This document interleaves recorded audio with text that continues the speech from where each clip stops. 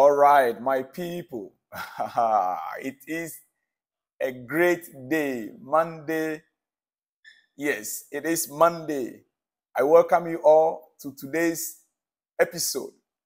We are going to be coming your way today with 4 different episodes. As usual, we are loaded. It is international break. Yes, it is international break. The players will all be leaving for international games with their national team. But we will still be busy throughout because we have a lot to download. The next 2 weeks, I'll be bombarding you with a lot of, exclusives from various clubs, especially Chelsea, Manchester United, Manchester City, Arsenal, and Liverpool. I told you, and it's a promise I'm giving you, that this time around, it's not going to be only Chelsea, but I will be dedicating special time for Chelsea. Yes, I'll dedicate special time for Chelsea issues, but I also have the other 4 clubs alongside because I've been receiving a lot of calls to diversify. And as the channel is growing, we are about to hit our 10,000 mark. And so we need to diversify. And so I'll be giving you more details of other clubs. Mikel Arteta, Pep Guardiola, Jurgen Klopp, I'll be going deep into issues relating to their club. No more just Pochettino. Are you getting it? Are you getting it? Yes. But I want to start with you today. First of all, with the result of yesterday. There were some astounding results. My friends, I predicted yesterday. I was out somewhere. I told you guys I was on holiday. I was out for a drink up with some friends. And I told them, when we were watching Arsenal Manchester United game, I told them this game, worst case scenario will be a drawn game. Either 1-1, 0-0, or at worst, Man City will lose the game to Arsenal. I was very specific. I said either Arsenal is going to win the game by 1-0, or it's going to be a drawn game. Before the game started, that was my word. And in fact, I was seated with about 8 guys on a table. They were like, no. I said, look, from my experiences so far and the way I studied the Arsenal team, compared to Manchester City right now, I am very sure, I was convinced in my heart that either the game will end 0-0, 1-1, or 1-0 in favor of Arsenal. Yes, I was very specific. And so when the game was ongoing, first half, second half, everybody was, I told you guys, either this game will end 0-0, 1-1, or 1-0. So when Arsenal scored the goal in that 80-something minutes, everybody was like, oh, okay, you really predicted it. You studied the game. I now told them, look, when you go to my channel, Salom's blog, you receive more of set predictions. You get it? Yeah. You get more of set predictions. Arsenal fans are celebrating because, in fact, yesterday they were celebrating. They were hailing me. Arsenal fans yesterday were hailing me because I predicted their man were going to win by 1-0. And they did 1. So, Arsenal fans out there, don't worry, more will be coming your way. Get yourself ready. Subscribe to the channel if you have not subscribed, because here you get your predictions right. You get every detail. We are not going to be giving you information that are not accurate. We give you accurate information. You understand it? Yes. Now, quickly to other news, the other scorelines. Yesterday. Yeah. Yesterday's scorelines. Everton 3, Bournemouth 0. No, this is Saturday, sorry. This is Saturday. But yesterday, Crystal Palace 0, Nottingham Forest 0. Brighton 2, Liverpool 2, another cracker. Brighton 2, Liverpool 2. West Ham 2, Newcastle 2. West Ham yesterday, my man, the Ghana boy, the star boy from Ghana, Kudus, he came on in the, I think, 87th minute or so and got an equalizing goal for West Ham. Yeah. The coach knows how to use him. For me, I think the coach just wants Kudus to grow into matches in the Premier League. He doesn't want to rush Kudus into games. And he brought him in and Kudus got an equalizing goal for him. There are many talks about why is he not starting him. West Ham have a lot of good players. They have a lot of good players. And I believe the coach don't want to rush Kudus into games just like that. He wants to take his time to build Kudus into the West Ham team. And he came on and he did. If you check the the scoring, Kudus was marked 7.5, even though he played less than 10 minutes of the game. That goal he scored, the way he even worked the goal out with that left foot. So, West Ham 2, Newcastle 2. After Newcastle hammered PSG 4-1 midweek in Champions League, West Ham was able to hold them to 2-2 draw. Anyway, Wolves 1, Aston Villa 1. Arsenal, yes, Arsenal 1, Manchester City. Why am I making so much mistakes today? Didn't I have a good sleep or what? Arsenal 1, Manchester City 0. Yes, you get it right. Arsenal 1, Manchester City 0.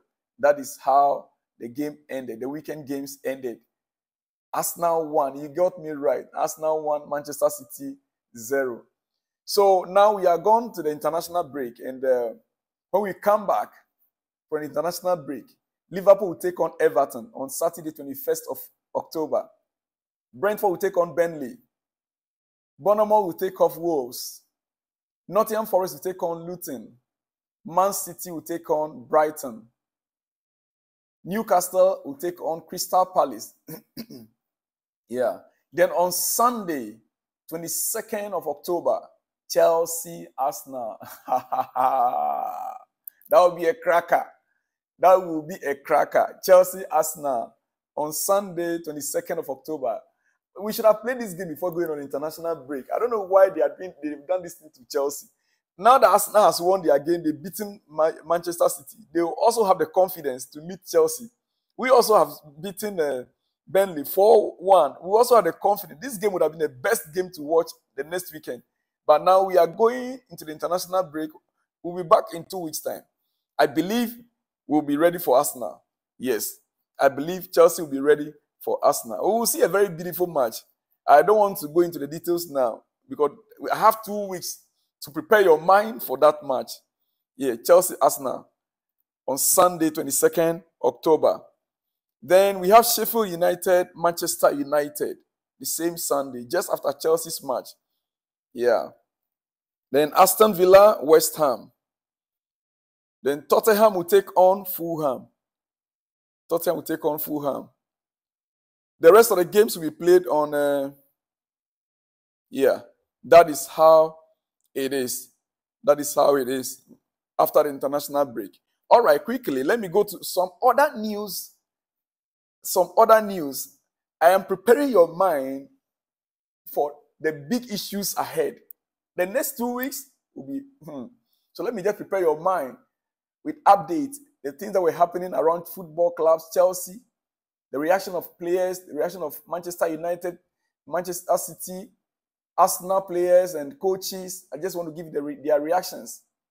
Okay? Yes. Few of them, then the next episode, which will come again about 3 hours, I will continue also with that. After that, later on, we will be delving more into issues. But from tomorrow is going to be Liverpool, Chelsea, Liverpool, Arsenal, Manchester United, Manchester City. From tomorrow, about the whole of today is going to be Chelsea, and mixed news, actually, mixed. Okay? All right, quickly, before I let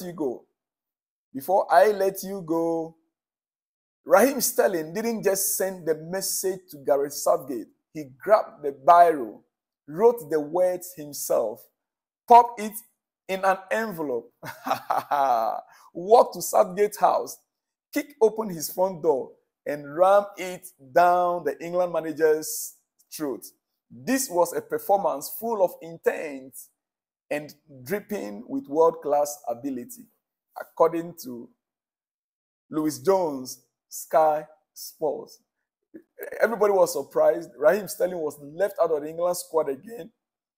And he did marvelously well, excellently well for Chelsea over the weekend. And so it's like a message Sterling was sending to Gareth Southgate regarding the England caller. The last time also, the last international break also, he left him out. And everybody was surprised. This time around, the same thing. So Sterling has really sent a good message to Gareth Southgate. Yeah. On Real Madrid. I rarely bring you news from Real Madrid, right? Yeah, Real Madrid. Carlo Ancelotti. Carlo Ancelotti has been speaking. He said, I really hope people understand that Jude Bellingham is not a striker. Remember that? Yeah, Jude Bellingham is not a striker. Who is he? He is a midfielder. Goals are not everything. He is so special, according to Carlo Ancelotti about Jude Bellingham. So people should not be expecting to be scoring goals every time. Even though the kind of goals he's scoring is like he scores goals almost every game. Almost every game.